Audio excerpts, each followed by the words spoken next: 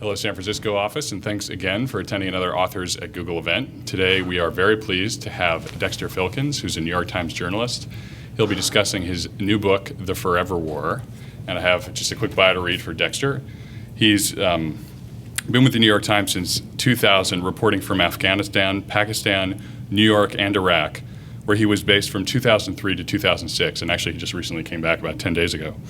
Before joining the Times, he worked for the Miami Herald and the Los Angeles Times, where he was chief of the paper's New Delhi bureau, a Nieman Fellow at Harvard University in 2006, and fellow at the Carr Center for Human Rights Policy at Harvard's Kennedy School of Government from 2007 to 2008. He was a Pulitzer Prize finalist for his work from Afghanistan in 2002, and with members of Reporters from Iraq in 2008. Filkins has received numerous prizes, including a George Polk Award for his coverage for the assault on Fallujah in 2004 and 2 Overseas Press Clubs awards. The Forever War is his first book. Please join me in welcoming Dexter Filkins. Thank you. Thank you. You guys are very nice to come. Thank you very much. And hello in Kirkland, if you can see me. Thank you for coming as well. Well, I thought, did they get that? You know, I work for the New York Times, and I've been kind of for the last 10 years, I've kind of been out there, and I thought what I'd do is just sort of walk you through some of the stuff that I've seen. I've got some very nice photos as well, and I maybe just read a couple of things from the book. But you know, I wanted to just briefly tell you, you know, most of the books on Iraq and Afghanistan have been kind of, so even the really, really good ones, have been kind of written from 10,000 feet up, you know, decisions made in Washington, you know, how and why did things go wrong, et cetera, et cetera. And you know, I sort of saw this stuff up close on the ground, and you know, the book opens 10 years ago. I was at the Kabul Sports Stadium on a Friday afternoon, watching a public amputation and an execution. And it was a very strange time to be there because, of course, at the time, it was just, Afghanistan was a sort of faraway country that nobody much cared about, and it didn't matter very much. And you know, of course, suddenly you know, by 10 a.m. on September 11th, 2001, when I happened to be in New York, of course, it mattered suddenly quite a bit. And so I'll just sort of walk you through some photos, and I'll probably stop in just a couple places and read just very briefly from the book. And then I thought afterwards, if you wanted to ask me some questions, you know, about the place. I just got back from Iraq, and before that I was in Pakistan, sort of making a tour of the world's vacation spots. But and if you wanted to talk about the current situation or whatever, I could sort of do that too. But I've got, this is kind of silly, I have a map of Afghanistan, like none of you know where that is. But I wanted to, you know, if you look back, if we sort of start with Afghanistan, which is where my book opens, I don't know how well you can see that. You know, it's just such an extraordinary country. You know, you step off a helicopter there, it's usually a broken down old Soviet helicopter, and it's as if you've kind of walked into the 4th century, you know. You can go into villages, you get a sense of that here, that haven't seen the wheel yet. I mean, it's just, they don't have running water, they don't have electricity. And it's just an amazing time, and I just this is actually very nice. This is actually a donkey parking lot it was like sort of 2 cents, sort of Father Time, like tending to his donkeys. This was in northern Afghanistan, actually in 2001. Most of these are from way back. This is just a village in northern Afghanistan. I was there, and I'll just show you some pictures. But it was just, again, in retrospect, it was such an extraordinary time because the country had, if you remember, you're probably all too young to remember, but the Soviet Union had left in 1989, you know, and their sort of retreat was, of course, assisted by the United States. I mean, I don't know how many of you have seen Charlie Wilson's War. And the country kind of imploded, you know, completely into this kind of horrible, horrible civil war, and out of which came the Taliban, and then after that, Al-Qaeda. And this is an amazing scene. This is a ravine that opened up after an earthquake. And I mean, there's just a line of women sort of walking to nowhere. And I remember we were sort of calling out to them. But at the time, and I just want to, if you want a sort of one sentence explanation for what happened on September 11th, really, it's not that hard to appreciate. if you were there at the time. Afghanistan was totally destroyed. And the Taliban were these sort of country boys, you know, and they kind of came out, they were very righteous, and they rose up. And I remember somebody telling me, and I just want to get to the picture. This is actually a very nice picture. This is a camera, one of these like old style 19th century cameras. And that man, that's him, a picture of him when he was younger. And if you're like me, you can see the crowd. I look like a CIA agent pretty much wherever I go. You get a big crowd wherever you are. So he was quite pleased. But this is a sort of family walking together. This is actually the main shopping street in Kabul as I found it in 1998. The street is called Jaidi Maiwand, and today it's the main shopping street. And this is what it looked like, you know. This is what it was like. There were people living in the rubble. It was just an unbelievable time, you know. And again, sort of out of this came the Taliban, you know. And I remember somebody saying to me in 1998, you know, we like the Taliban, you know, they were very popular. Kabul there were 41 different militias fighting for control of Kabul. And you know, to drive across town and to risk bringing your daughter or your son with you was a kind of very risky and terrible thing until the Taliban came. And that's kind of what they came out of. So if you'll indulge me, I'm just going to read just a couple of graphs from the book, just really briefly, just to kind of give you a sense of that time. Let's see, just a couple of graphs here. In the late afternoons, the center of Kabul had an empty twilight feel, a quiet that promised nothing more than another day like itself. There were hardly any cars then, just some old women floating silently in their head-to-toe burqas. Old meat hung in the stalls, buildings listed in the ruins. One of those afternoons, a thin little shoeshine boy walked up to me. He was smiling and running his finger across his throat. "Mother is no more," he said, finger across his neck. "Father is finished." His name was Nasir, and he repeated the phrase in German and in French, smiling as he did. "Mutter ist nicht mehr, Vater ist fertig." He dragged his finger across his throat again. "Rockets," he said. "Rocketen." His pale green eyes were rimmed in black. He did not ask for money. He wanted to clean my boots. And then he was gone, scampering down the muddy street with his tiny wooden box. Kabul was full of orphans like Nasir, woebegone children who peddled little labors and fantastic tales of grief. You'd see them in packs of 50 and sometimes even 100, skittering in mismatched shoes and muddy faces. They'd thunder up to you like a herd of wild horses. You could hear the padding of so many tiny feet. Sometimes I'd wonder where all the parents had gone, why they let their children run around like that, and then I'd catch myself. The orphans would get out of control sometimes, especially when they saw a foreigner, grabbing and shoving one another until they were scattered by one of the Taliban guards with a whip. They'd come out of nowhere, the whip wielders, like they'd been waiting off stage. The kids would squeal and scatter, then circle back again, grinning. If I raised a hand, they'd flinch like strays. If a war went on long enough, the men always died, and someone had to take their place. Once I found 7 boy soldiers fighting for the Northern Alliance on a hilltop in a place called Bangui. The Taliban positions were just in view, a minefield in between. The boys were wolf-like, monosyllabic with no attention spans, eyes always darting, laughing the whole time, dark fuzz instead of beards. They wore oddly matched apparel like high-top tennis shoes and hammer and sickle belts, embroidered Hodge caps and Russian rifles. I tried to corner one of the boys on the hill. His face was half wrapped in a checkered scarf that covered his mouth. His name was Abdul Waqdud. All I could see were his eyes. I kept asking him how old he was, and he kept looking over at his brother. His father had been killed a year before, he said, but they fed him here, and with the money he could take care of his whole family, $30 a month. "My mother is not weeping," he said. I could see how bored he was, and his friends definitely noticed because one of them started firing his Kalashnikov over our heads. That really got them going, laughing hilariously and falling all over each other. 2 of them started wrestling. My photographer and I calmed them down and asked them to pose in a picture with us, and they lined up and grew very grave. After that, they stood behind us in a semicircle and raised their guns, not like they were aiming at anything, but more like they were saluting.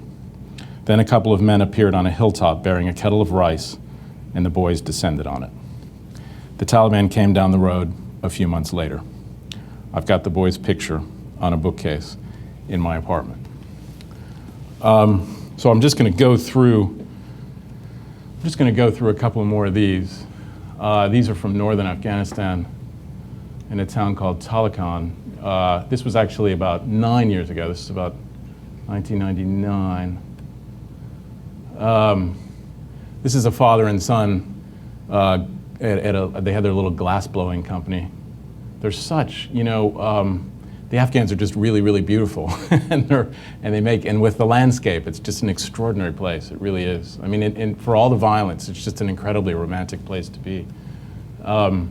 These were actually 4 sisters, believe it or not. This was actually in Kabul, where of course they had to wear them. This is sort of the American Gothic. I don't know if you've seen that, with the kind of Afghan version of it. Mom and dad with their preemie. And it's funny, I'll be sort of jumping ahead here, but this town, when I went there in 1999, was held by the last little pocket of rebels who were holding out against the Taliban. And right after I left, the Taliban came in. And as I went back in 2001 when the Taliban collapsed, I kind of rolled in with the Northern Alliance. And this town kind of the women were taking their burqas off, and the men were digging up television sets that they'd put in plastic bags and dug in the ground, and it was like the music was playing, and it was like an amazing time. It was a long time ago, it was 7 years ago, but just an extraordinary time. I don't know how many of you recognize him. This is Ahmed Shah Massoud. He was this very famous rebel commander against the Soviet Union. He was the last warlord to hold out against the Taliban. He was killed by Al-Qaeda 2 days before 9/11. The Taliban correctly figured that the Americans would come looking for him after 9/11. He's an extraordinary guy. You can see he looks like an Italian painter, with the beret. He was actually fluent in French. And these warlords, I mean, some of these guys, I mean, they would just, pull the limbs off of children. And he was a pretty brutal guy, but he actually had sort of a sense of the world outside of himself, which made him quite extraordinary. You can see that he had all the benefits of modern technology. This was one of his old Soviet helicopters.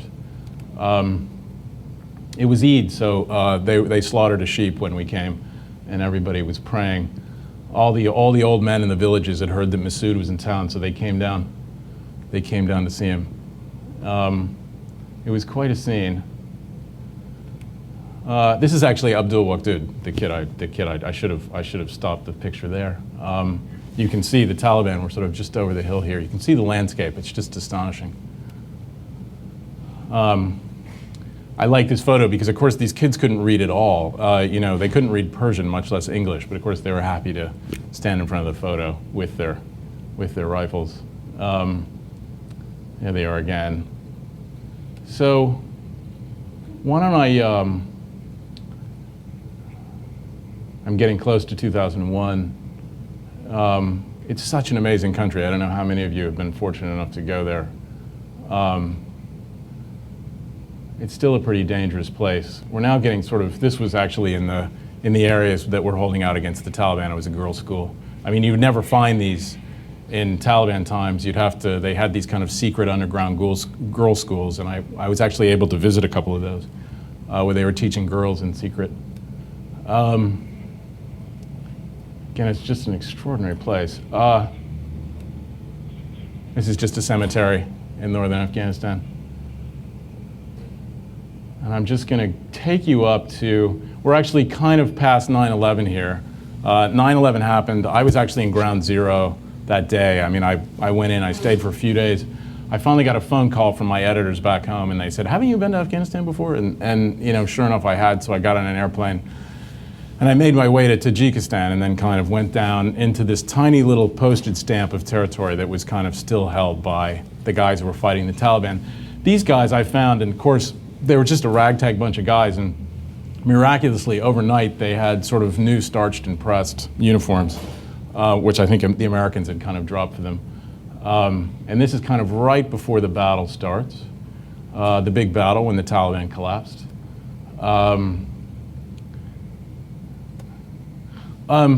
I don't know how many of you have seen a 2,000-pound bomb go off, but it's really quite something. It's not like the movies where the furniture rattles. You know, it's like the world comes to an end.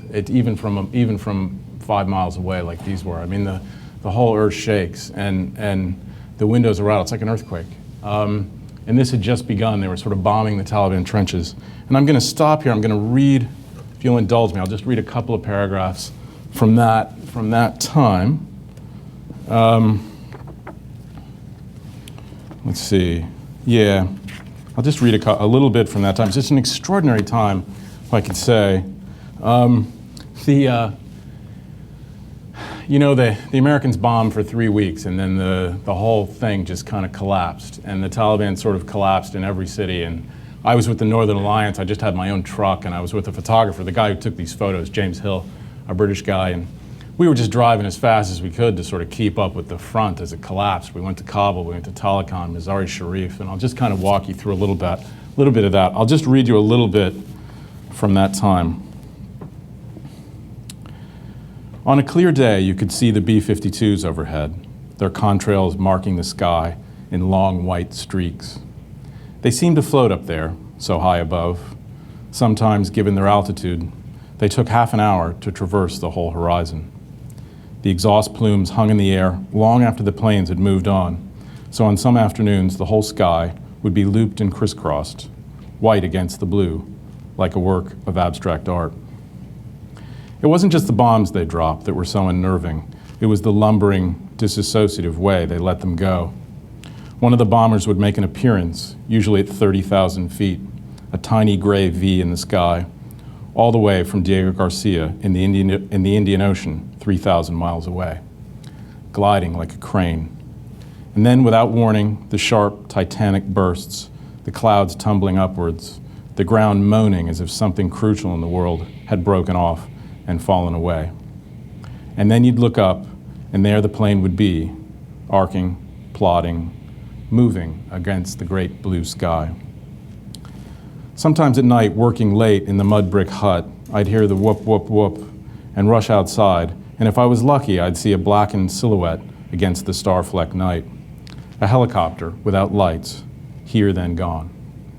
The Americans were here, the Afghans said, but I didn't see any of them until much later. On the morning the bombing started, the windows in my house clinked and rattled for minutes on end, like a tea service in an earthquake. I drove as fast as I could, as far as I could, forded the Kokcha River on a horse, ran crouching through the muddy Northern Alliance trenches, reached the most forward post, and peeked my head up over the top. The Taliban positions were just in view, only 300 yards away. A rolling green field lay between.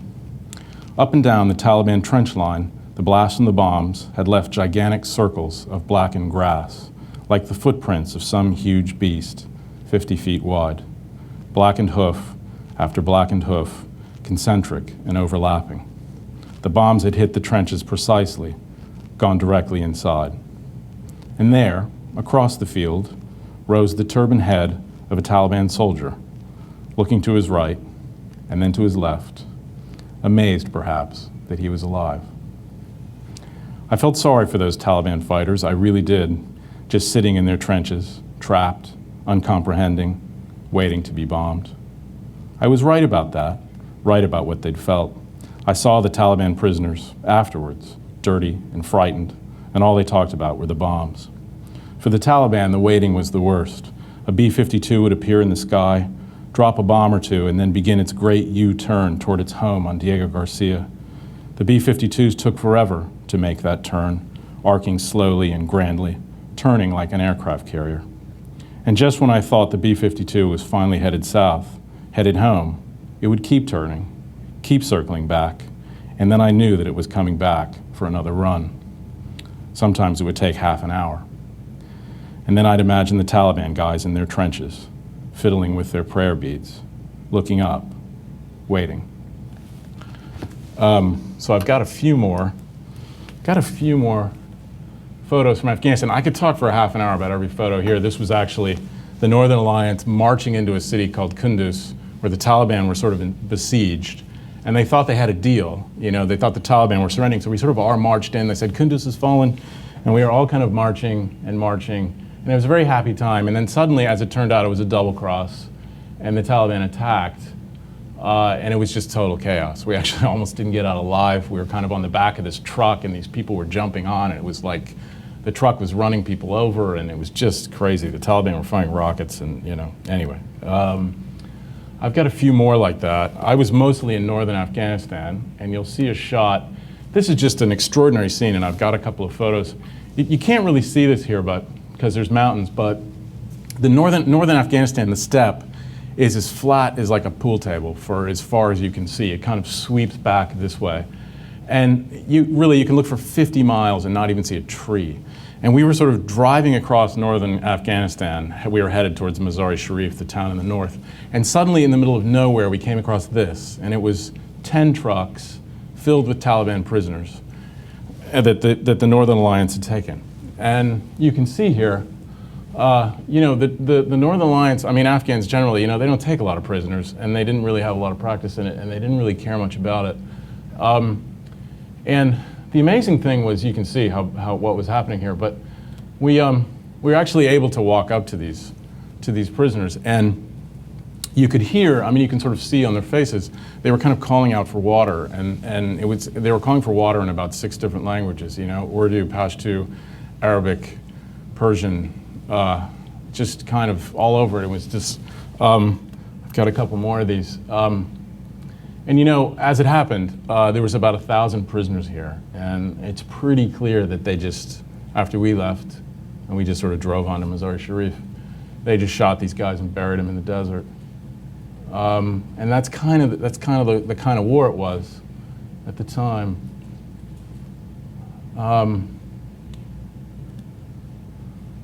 It's got a few more.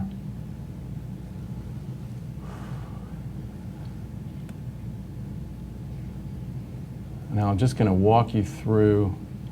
This is actually, I mean, again, I could stop and talk forever about these photos, but this is actually, I don't know if you remember, there was a gigantic prison riot in northern Afghanistan, where they found John Walker, the guy from Northern California, who was fighting. This is in the prison itself. These are dead Taliban. And these Northern Alliance guys are literally like kind of picking up their hands and looking for jewelry and stuff. This is actually an Arab fighter. I mean, you can see he's not much of a fighter. His name was Nasir. He was 19, and he came from Saudi Arabia. And he'd been shot in the arm. You can't really see it, but I mean, you can just sort of look. All you have to do is look at his face for a little bit. It was kind of a fool's journey that he'd come on, like so many of these guys. You know, they get recruited by somebody and they get promised something, and he got on a motorcycle and he flew to Karachi and kind of suddenly found himself, and here he was. And I remember I was talking to these Northern Alliance guys, and they said, you know, when you're done talking to him, you know. And I remember after I was done talking to him, I ran. The International Committee for the Red Cross actually stayed open during the war, and I went to them and I gave them the names of all these prisoners I'd found, and you know, they never found them. But it's actually me outside of Kandahar. I think at this point I hadn't had a shower in about 3 months. But this is kind of the road to Kandahar heading south. You can just get a sense of the landscape there. I'm actually holding a satellite phone. And here's Kabul. I'm trying to think. You know, I could sort of. This book that I've written is it's kind of it's a collection of scenes. You know, that's basically all it is. There was a movie that was made a long time ago, about 10 years ago, called 32 Short Films about Glenn Gould. I don't know if any of you saw that. And I think if my book had a subtitle, which it doesn't, it would be, you know, 87 short films about Iraq and Afghanistan. They're just kind of a little bits and pieces of things that I saw. Now, if I could just ask you, as hard as it is, to kind of mentally switch gears, because I'm going to take you to Iraq. I've got some nice photos from Iraq. This is actually during the invasion itself in March 2003.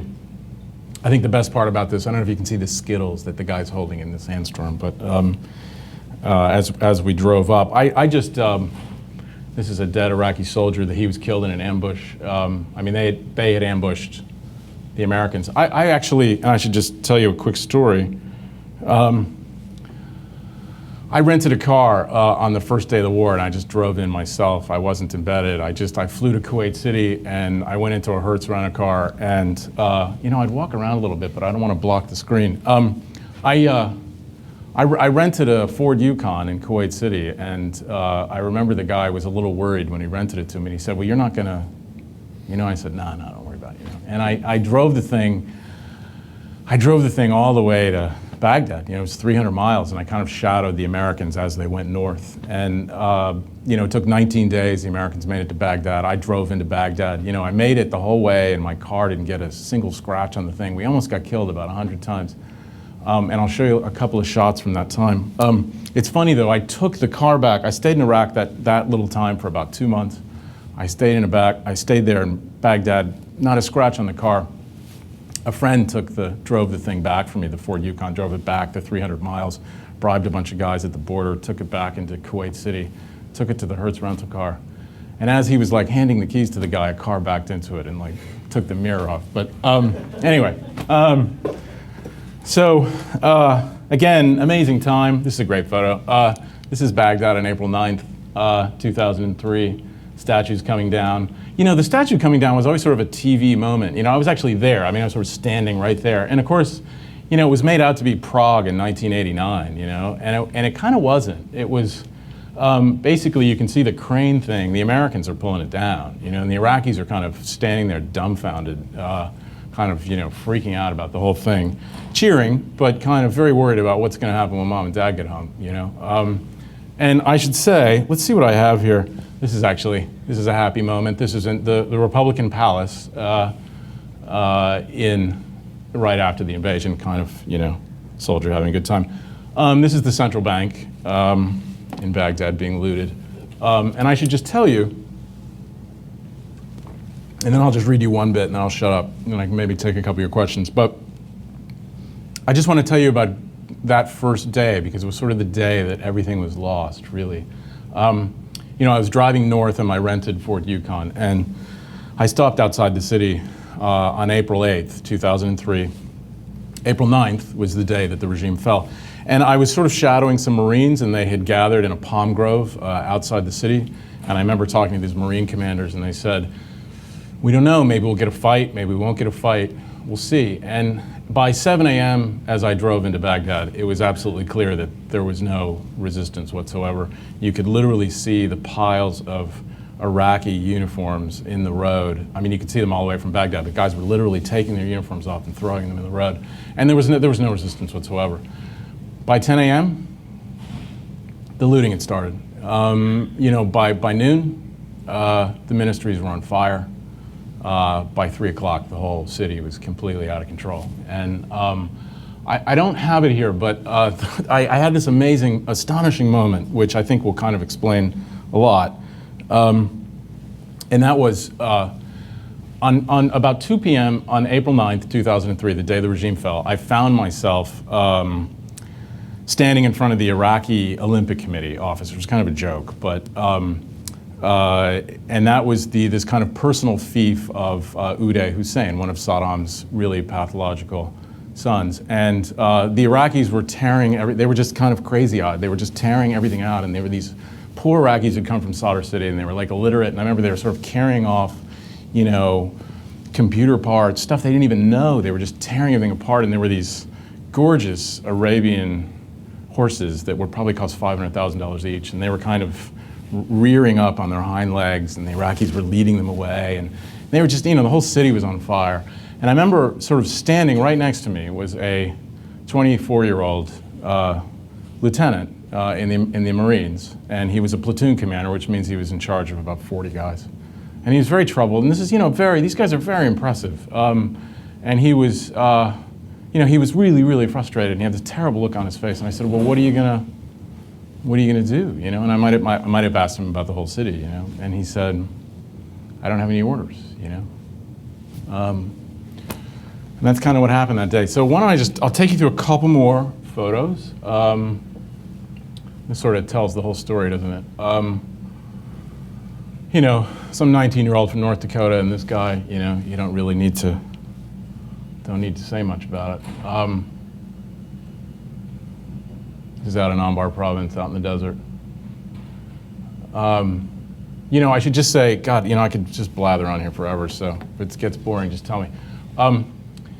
You know, back in the old days, it seems like a lifetime ago, but in 2003, 2004, when this stuff was taken, you know, the Americans came in and they weren't really ready for the insurgency that happened, you know, and it sort of caught them flat-footed. And their response was extremely heavy-handed. I mean, you know, they're happy to talk about this now. They wouldn't deny it. They'd go into villages. You know, somebody had set off an IED and blown up a Humvee, and they would just grab, you know, they just grab everybody. You know, and that kind of had the opposite effect. It didn't reduce the size of the insurgency. It made it bigger, you know. And it was just kind of a sad time because you could sort of see it happening, you know. It just, and then things kind of got out of control, you know. This is just an amazing photo. As you can see, this was taken in Najaf in 2004. I don't know why I threw this in here. This is actually, I kind of do this because this is a graveyard in Kurdistan, and you know, people forget because the war went so bad, but you know, Saddam was just a terribly vicious man, and you know, 180,000 Kurds were killed in the Anfal campaign in the 1980s, and they're just sort of graveyards like this all across Kurdistan, you know. And it's just something good to kind of keep in the back of your mind when all this stuff happens. You know, about 3 days after the regime fell, I was driving around with this Iraqi taxi driver, and I said, "Can you take me to a interrogation center?" And he said, "Of course." And we drove 2 blocks, and suddenly we were in a place called Al-Hakimiyya, a torture chamber. Just an astonishing, absolutely astonishing thing. I mean, there were operating tables, there were cells that had walls that were painted red. There was a morgue out back. I mean, it was just a ghastly thing, but something to remember during all of this. And I'll walk you through a couple more photos. You know, the insurgency sort of began in earnest. This is a car bombing. You know, just a word about car bombs. You know, you get a headline here in the States, right? And it just says, you know, 50 people killed in a car bomb. And it's like, my God, if you've ever seen one, you know, your eyes wouldn't glaze over. They're unbelievable. You know, it's like the end of the world. And I remember this one happened about 2 blocks from the New York Times house. That we just rent a house in a neighborhood. You know, the walls of our house shook. And it was about 8:30 in the morning. We kind of ran over there. We got there before the police, before the soldiers. It's killed about 50 people. It was the Red Cross. So of course, 2 days after all this, every NGO that was in the country left. It was right after the UN bombing in 2003. And my kind of image in my mind, I don't have a photo of it, but there was a girls' school, an Iraqi girls' school right next to it. And I remember as I was running in, the girls were running out, and they all had these very nice blue and white uniforms on. Their sort of eyes were wide, and their mouths were open, and they were screaming, and they were running. And if you can imagine, take this, and just imagine 2,000 of these happening in a city the size of San Francisco over a 3-year period, and kind of what it does, not just to the city, and not just to people physically, but even people emotionally, you know, to the survivors. It's just extraordinary. I mean, look at the look on this guy's face, you know? He doesn't like know what planet he's landed on. This is just an MP from Maine. I talked to him afterwards. You know, he's like 19, you know, from some town. I don't remember the name of it. Just a couple more photos. I'll read a little bit more, then I'll be done. This is an amazing shot, of course. I don't know if you look over to the left, you can see the kind of torn poster of Muqtada al-Sadr, this sort of Shiite leader who's about 30 years old. This is called the Muqsin Mosque, and it's actually an outdoor mosque in Sadr City. And Sadr City, we always refer to in the New York Times, I don't know why, as a neighborhood, and it actually has 3 million people in it. It's this enormous kind of slum. On any Friday, you can go there, and there will be 25,000, all men, of course, praying. And I used to sort of stand literally like right here, and they would sort of, you could look down the street and just see this kind of ocean of people, and they would start chanting, you know, Muqtada, Muqtada, Muqtada, and you could literally feel the waves coming off the crowd. It was just astonishing, you know. Oh, sorry, I think I showed you that one. Just a couple more of these, and I'll read you some. And this is actually, I was with the Marines, I think he mentioned. I went in with a company of Marines, 150 guys, into Fallujah in November 2004. It was when the city was held by a bunch of jihadis. 6,000 Marines went in on foot. I was with a company of guys, 150 guys. it was extraordinarily intense fighting. It was house to house, street to street, and at the end of 8 days, 25% of the guys in our unit were dead or wounded. That's a street in Fallujah. I mean, basically every building was destroyed. I mean, kind of as we went down. It's just an amazing photograph, isn't it? Actually, this is me. Somehow I ended up by the latrine. This is like Fallujah. I'll just do a couple more. Just a quick word about the guys who were fighting over there. You know, it's a strange thing. You know, you hang out with these guys and they're 19 years old and they're kind of, you know, generally, it's very strange. You know, these guys are generally not from San Francisco or Berkeley, and they're not from Cambridge, Massachusetts, and they're not from Manhattan. You know, they're from Starkville, Mississippi, or Kieseltown, Virginia, you know, or Osawatomie, Kansas, like he's from. And this was actually just a pause in the Battle of Fallujah. And some of these guys in these photos here are actually dead now. But we just had a moment of calm, and so the photographer I was with, an Australian guy named Ashley Gilbertson, just kind of took a few photos. His name is DeMarcus Ware. He was 22 years old. He's from Martinsville, Virginia. He was killed about 2 days after this photo was taken. And so I'll just go through a couple more of these, and I'll read you a couple paragraphs, and then I'll release you, I promise. Oh, sorry, I jumped through that. This is Nathan Anderson here on the right. He was killed a couple of days after, yeah, also in Fallujah. So why don't I just read you one little bit more, and then I'll be quiet, and I can take a couple of questions if you want. I'm going to read you just a little bit from Ramadi, which is in Anbar province, the big desert. It's like the size of Wyoming, outside of you know, west of Baghdad. Ramadi was the capital of. It is the capital of Anbar province. When I went there in 2006, Ramadi looked like it was completely destroyed. Every building was destroyed except for one. It was the government center, and it looked like a science fiction movie, but it was like a French Foreign Legion post, and the Marines were there, and they were kind of holding it at all cost. And these guys would go in for 2 weeks at a time, and it was just this surreal friggin' scene. It was like we came under attack every day that I was there. It was 125 degrees. And I'm just going to read you a little bit from that time, and then that'll be the end. I should say one last thing, which is if you hang out with these guys, you can't help but hearing a lot of profanity. So there's a little bit of profanity in here, and I hope you'll have to just bear with me on that. In the mornings, you could stand on the rooftop of the government center in downtown Ramadi and watch the Iraqis trickle into the streets far away. The cityscape was obliterated for a mile in each direction. Total ruin, like Grozny or Dresden. The Marines had given names to the blown-up buildings: Swiss cheese, Battleship Gray. The human activity unfolded beyond that, at the outer edges of the destruction. From the top of the government center, the Iraqis seemed like tiny figures in a greater landscape, trudging to some end they did not know. By noon, the landscape would be empty again. It was a joke among the Marines posted there, the government center, since there wasn't much of either. The center of the city was obliterated, and the government had ceased to exist. There was a governor, a half-crazed man named Mamoun Sami Rashid, but most everyone else in the government was dead or in hiding. A few months before, Rashid's secretary had been beheaded. Rashid lived a weird, cloistered life, driving with the Marines, flying with the Marines, surrounded by the Marines, in the rubble of his hometown. There were two worlds in the government center, the rooftop and the interior. Unless you were going out to fight, fully loaded, the outside was off limits. The moment you stepped out of the building, you had to run. You had to run everywhere, even to your Humvee. No standing. It was the snipers. The toilets were broken naturally since there was no water, but you couldn't go outside for that either. There were no portalettes because the snipers would have gotten them too. You had to do your business indoors into a small green sack called a wag bag, named for the flammable chemicals it carried in its lining. When you're done, you'd tie up the wag bag and toss it into a regular trash bag, and one of the grunts would take it out at night and set it on fire.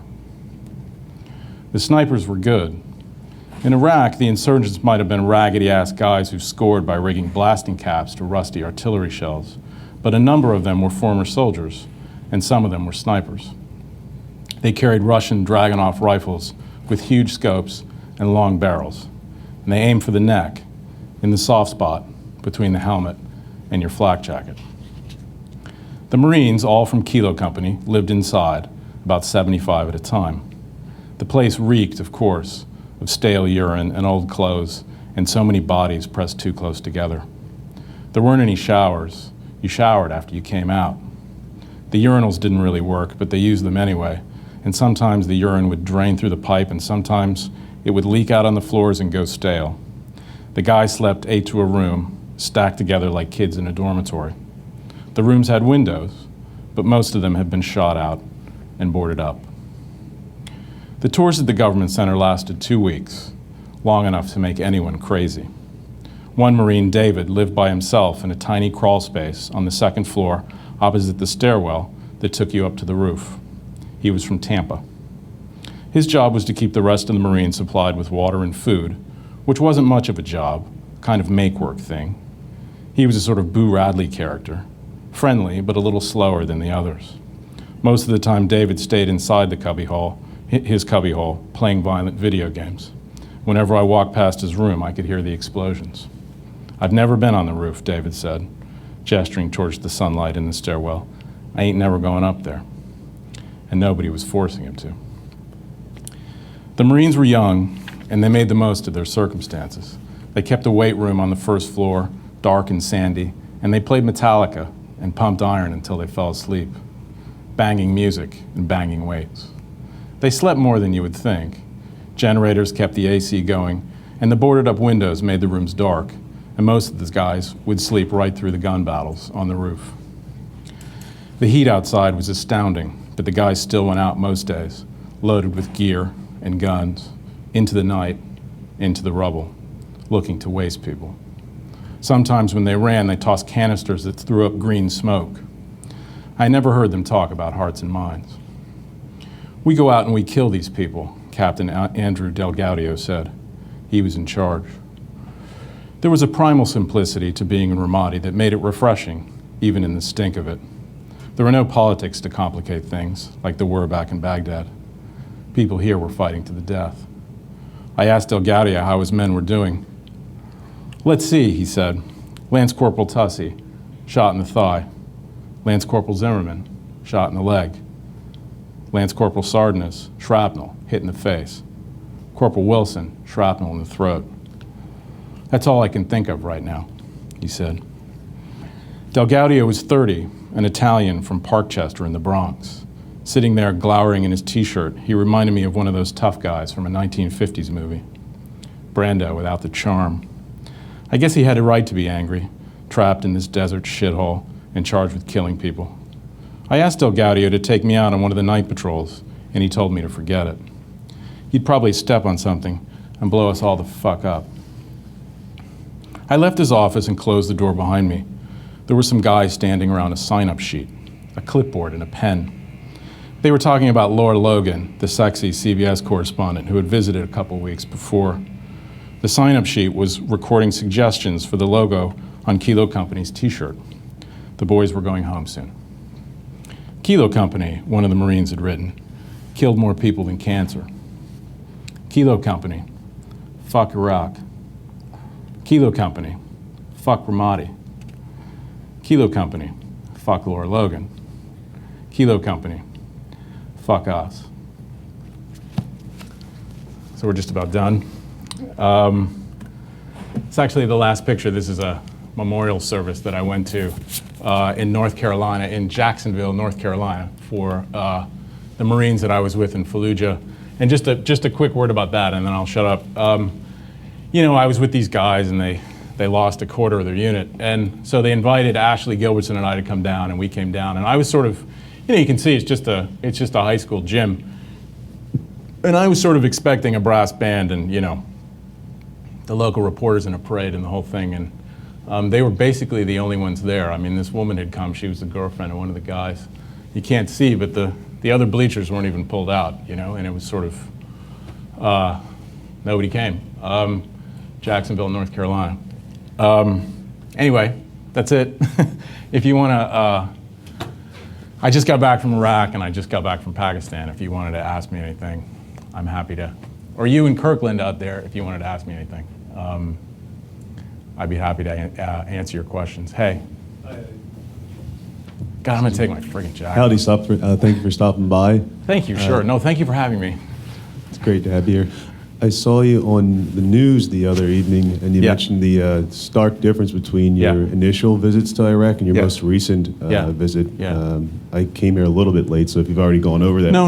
Okay, thank you. No, I just got back from Iraq, and I just got back a week ago Monday, and you know, it's dramatic. It's very different now. I mean, it kind of helped to be away for a long time. I mean, I think it's very fragile probably, but you know, it could end tomorrow. But I mean, I'll just give you one example.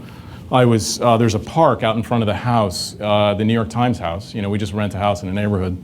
You know, we have 45 armed guards. We have belt-fed machine guns on the roof. We have 20-foot-high blast walls. The park out in front, when I left in late 2006, was it was like a science fiction movie. You know, it was like there was barbed wire strung up and down. There was a militia checkpoint at one end, a bunch of creepy guys with guns, no uniforms. I didn't know who they worked for. There was an Iraqi army checkpoint at the other end. They used to sort of stare at each other all day. Nobody came into the park. Nobody, you know, ever. And you know, I was there the other night. I mean, there were 2,000 Iraqis walking around at night. You know, parents with children, women in jeans, women walking alone. I mean, that was just, you know, and it was like, don't ask me, you know, just kind of take a look at them. I mean, they obviously had decided that it was safe enough for them to come out. You know, is it going to last? You know, it's taken 5.5 years and $1 trillion, and there's probably 100,000 people dead in the country, but it's finally sort of calmed down a little bit, you know? I have a question. How long? I'm sorry, I might have missed it. But how long were you? How long were you in Iraq and Afghanistan? Well, I was in Iraq for almost 4 years, and then before that, I was in Afghanistan off and on for 4 years. So, I mean, it sounds like you've been through some amazing crap. Yeah, I've seen a lot. I don't even know what to call it, but you know, I've always kind of. When I was younger, at least, I toyed around with the idea of going into journalism. I haven't completely let it go. Is this what you had imagined when you first got into it? Is this what you signed up for? I mean, what did you think about this whole assignment and what you really seem to get rolled up into through the New York Times? Well, you know, no. I mean, I used to cover the. You know, I used to like go to zoning hearings, you know, in Miami. You know, being in the middle of a war is, whatever else it is, it's really dangerous. I've almost been killed like more times than I can count. I could sit here and sort of tell you stories about those various times and, you know, being kidnapped and everything else and kind of knock on wood. But it's extraordinary. I mean, you know, war is this kind of unbelievably intense human experience, you know, emotionally, intellectually. I mean, you see people kind of at the extremes of their you know, you see the human condition at its absolute extreme. You see people at their best and at their worst, and it's a rare thing to see history unfold right in front of you. You know, I mean, it's astonishing. So in that sense, it's exhilarating, and it's, you know, it's actually hard to come out. It really is after a while. I mean, you can talk to any reporter who's been there, or any soldier or Marine for that matter, probably tell you the same thing. You know. So, just looking at some of your sort of earlier pictures, especially the one. I wish they were mine. These are just guys. I witnessed all the photos here because it's just the photographers I was traveling with who are incredibly talented. Yeah. There was one with, you know, the prisoners in the Northern Alliance and yes. Taliban and stuff like that. And so I guess my question is sort of around what kind of, I mean, it seems like you had a lot of access, especially in these pictures in Afghanistan. Yeah. Villagers, Taliban, Yeah, Northern sure. Alliance. Did being a foreigner help? Did having a camera? I mean, I think a lot of people sort of respond to a camera. I mean, was that difficult to get access? Was it not? I mean, I'm sort of. Well, it changed. You know, it changed. I mean, in Afghanistan, it was always kind of wide open. I mean, you could sort of go anywhere. You really could, particularly in the beginning. I mean, everybody was happy to see you. But really, Iraq, God, I mean, you know, in 2003 and 2004, as I said, I could drive anywhere I wanted to go in the country. I could drive into the Sunni Triangle. I could like meet with insurgents, for God's sakes. You know, you could go anywhere you wanted. then they started killing reporters. I mean, I think there's been 150 reporters killed in Iraq. We've had 2 reporters killed for us. Kidnapped, held at knife point, held at gunpoint. God, I mean, really, I could stand here and just talk about that for 2 hours. So that just limits your access hugely. I mean, we still go out. I mean, I go out every day that I'm there, but it's like, do you go down that road, or do I meet with that Sunni sheikh, who was kind of weird the last time I saw him? And that's kind of what happened. So you still have access. It's just really kind of scary sometimes, and it's just not as much. You can't move around as freely, How frustrating must you find the news here in the United States? It seems like, looking at your pictures and listening to those passages from your books, it's so filtered and so dumbed down. Like, you watch CNN, you'll see 60 seconds, and it doesn't seem like you get any of that visceral. Yeah, well, I tried to squeeze that into the New York Times. I mean, I don't know how often you see that, but it's hard. The problem is kind of this, which is, it's really, particularly if you're like a TV network, I mean, those guys, it's not just me. Like, I could get into a car, and if I wanted it to be an armored car, I could get it. We have 3 armored cars that cost $350,000 each. But that you can't move around like that if you're a reporter, because you kind of freak everybody out. So if I get into a beat up car, and maybe I have a chase car and a couple of Iraqis who have guns, I can go pretty much anywhere. But man, if you're like a TV network, it's like they got the sound guy and the friggin' camera. I mean, they're just walking kidnapping targets. I mean, that's basically what you are. If you're a Westerner in a country like that, you're just a pile of money, And so that's part of the problem. It really is. It's not, part of it is this kind of very straight-laced, kind of gray way that we have to write about everything, and that's kind of frustrating. Although, I'd like to think we break through that occasionally. I love CNN, and I love all the guys who were there, but it's very, very hard for them, and like you see them standing on the rooftop with their flak jackets on going, talking about the car bombing, and it's like, you saw what the car bombings look like. I mean, that's a freaking car bombing, it's the end of the world, and it's too bad that it's so hard to communicate that, Anyway, how about you? So, something. Picks it up on YouTube. I'm going to get yelled at by CNN, I think. You mentioned it was a bit hard, or I guess odd, for you to be back here Yes. in this world again after coming back from Iraq and after having spent so much time there, where you go out every day into this. Yeah. And never having experienced anything like that myself, Yes. I struggle with just the idea of everyday life being so ordinary. When I read the paper and I know there are these things going on and they're happening, but I can't do anything about them. And I guess I am curious how you deal with that, because it must be even Coming more. home. Well, having directly experienced it, Yeah, that sure. sense that It's very all hard. this stuff is happening, and I guess you're either powerless or you've chosen to live an ordinary day today instead of being there. It's very hard. Really, it's kind of whatever, being in Iraq or Afghanistan, God, it's intense. It's where you drive, it's like, do I go down that road? Do I meet with that guy? Every decision you make is kind of life or death. And that's, it's very stressful, but at the same time, it's like you're breathing pure oxygen, and then in my case, I went from Baghdad, it's absolute worst when 40, 50 people a day were being kidnapped. There'd usually be 10 gigantic explosions, and powerful enough to shake the walls of our house before 10 a.m. And I went to Harvard, which is like the quietest place on the face of the earth. It was like really jarring. Suddenly the most consequential decision I made was like whether to get like Swiss cheese or cheddar cheese, on my sandwich, it was very, very jarring. And so I think any reporter would tell you that, or like any soldier, that it's like you come home and just the world seems kind of overpoweringly ordinary, kind of utterly banal, and it's just something you have to adjust to, Do you have to turn off your compassion just to exist overnight? I don't know. I think, people are different. I was with, I mentioned the execution that I went to in the Kabul Sports Stadium. I think I mentioned that. I went to 10 years ago in September, it was a Friday afternoon after Friday prayers, and I sat in the Kabul Sports Stadium, and I was like the honored guest of the Taliban, so they kind of gave me a seat at midfield, and they did an execution and an amputation. It was a pretty horrifying thing to see somebody kind of killed right in front of you, and these guys were I remember they were reading a passage from the Quran that says, in revenge there is life, and they kept reading that, in revenge there is life. Anyway, they killed the guy and they amputated the other guy. And I remember there were a couple other reporters who were there. The Taliban, had sort of had this momentary opening, and they'd given out a couple of visas, and so we were actually, there weren't very many Western reporters there.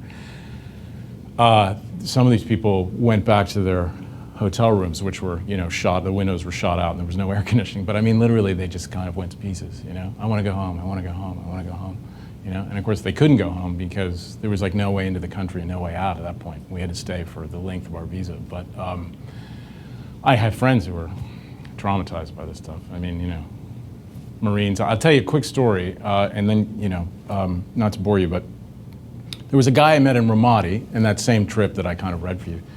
And he was a great guy. He was like from Georgia, and he was like 19, and we stood on the roof one night. He was like standing watch, and it was like we were kind of looking out on the rubble, It was like 120 degrees at midnight, And he was a great guy, and I just kind of remembered him. And he had this really heavy accent, And he had 4 guns, He used to pick up different guns depending on what was happening. But he was a tough guy, He killed people, and Marine. And I remember I got home, and I just, for whatever reason, I was finishing the book. He's actually in the book, and I tracked down his phone number, and I called him in Georgia, And his mother picked up the phone, and I said, hey, where's your son? I'd like to speak to him. And she said, oh, he's on a ship somewhere. The Marines go to sea for 6 months at a time.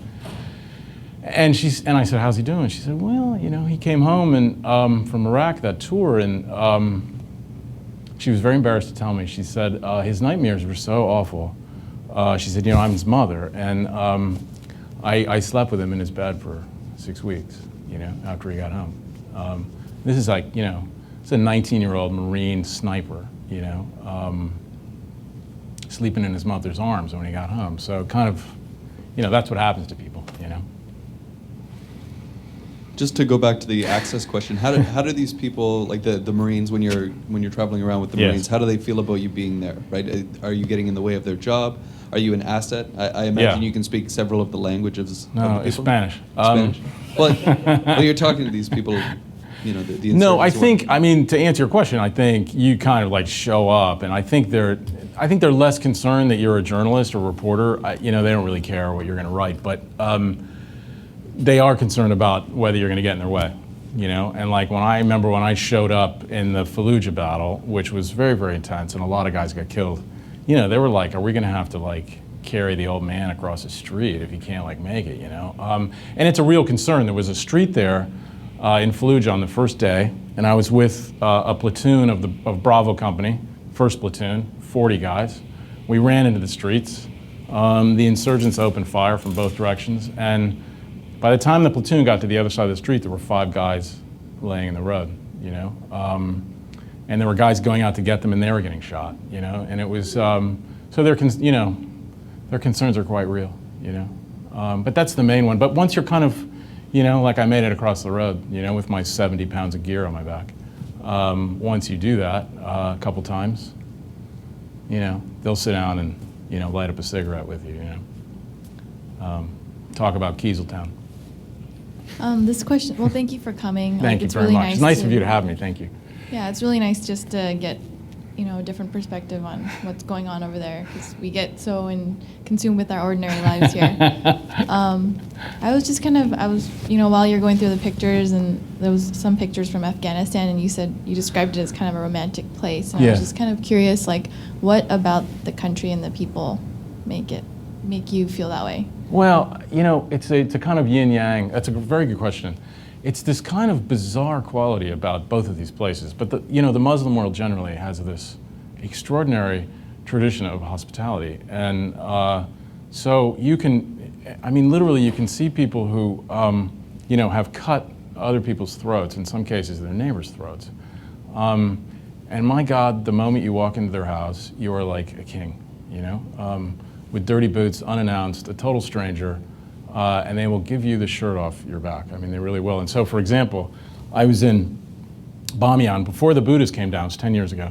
Those magnificent Buddhas, the ones that the Taliban blew up. I don't know how many of you saw those, but there was a famine there because they were holding out against the Taliban, and the Taliban had sort of surrounded this area, and they weren't letting any food in, so people were starving to death, literally.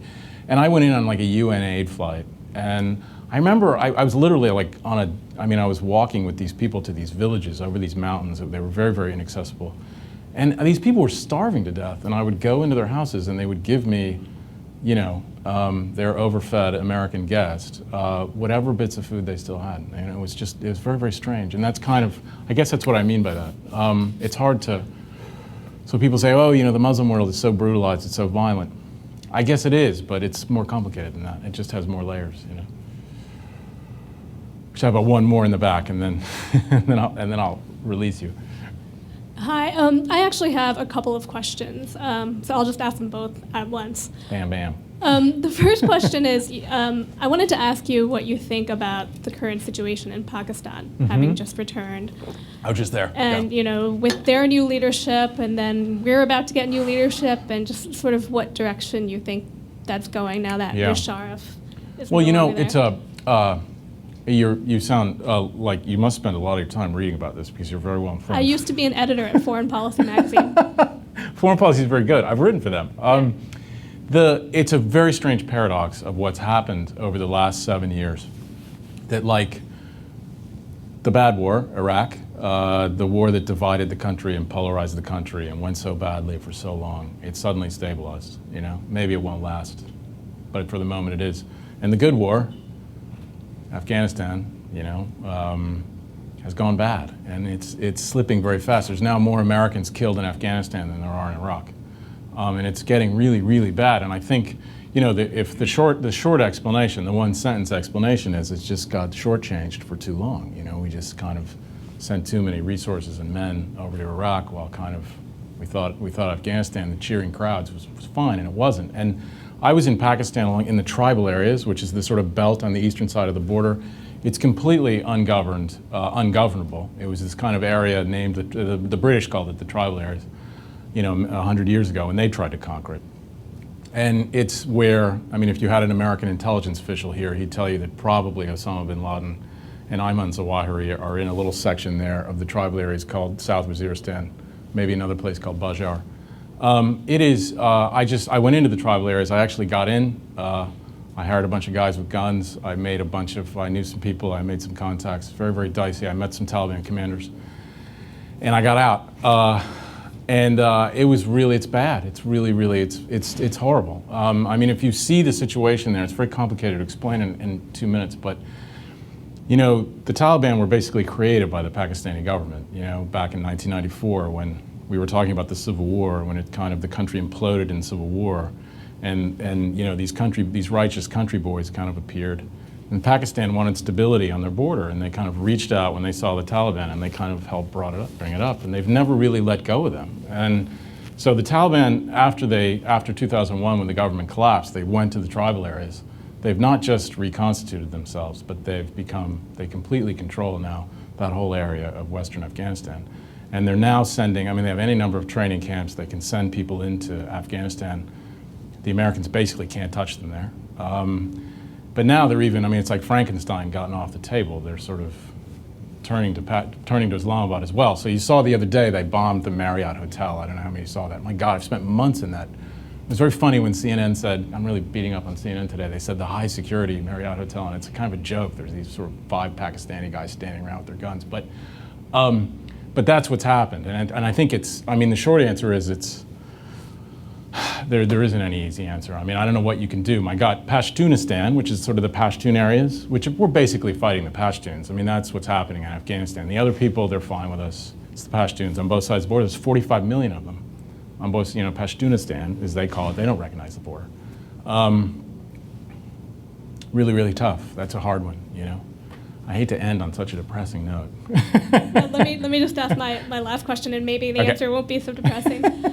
You've spent several years there in the trenches, on the grounds, and it's your job as a reporter to write about what you see. Yes. And your book is a reflection of that. It's a bunch of sketches stitched together.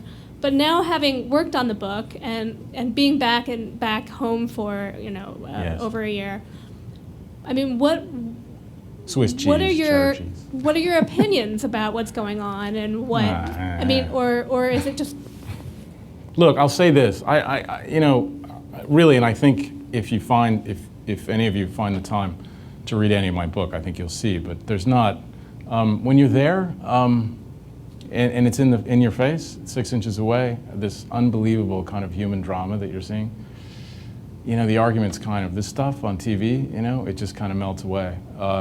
It just seems kind of silly. And I mean, you can come home from a place like Iraq and there'll be some retired colonel like sitting in a TV studio telling you exactly what it means, and if you don't agree with me, then you're like a bad American. I mean, it's like kind of laughable, you know? So I think all my opinions have been sort of leached out of me, you know? I mean, I just hope, I mean, I was happy to, I'll say this, and this is a happy note. I was happy when I went to Iraq, and I mean, forget the politics, you know, it was just, you could see the relief on people's faces, you know, as they walked with their children through the park, you know. So in that, thank you for coming. Yeah, thanks thank very you much. in Kirkland.